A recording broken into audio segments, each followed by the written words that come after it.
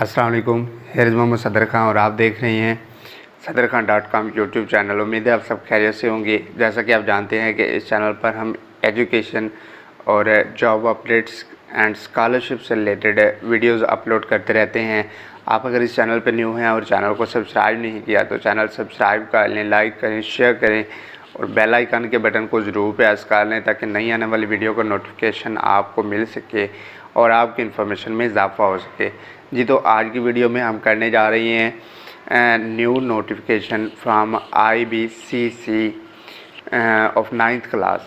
जैसा कि आप जानते हैं कि साइंस सब्जेक्ट्स के लिए 9th क्लास कम्पिटिटर का एग्ज़ाम होता है, तो उसमें IBCC, अब सबसे पहले मैं आपको ये बता दूं कि IBCC क्या होता है। जी, तो IBCC inter board of chairman को कहते हैं और उम्मीद है कि आपके लिए ये इन्फॉर्मेशन बहुत ज़्यादा हेल्पफुल रहेगी।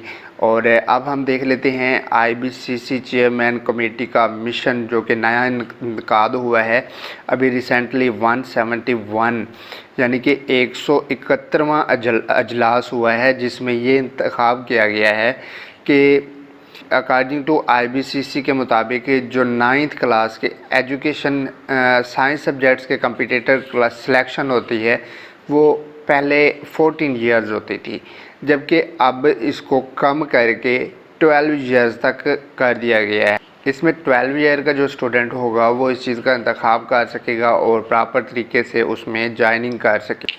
And this choice was made in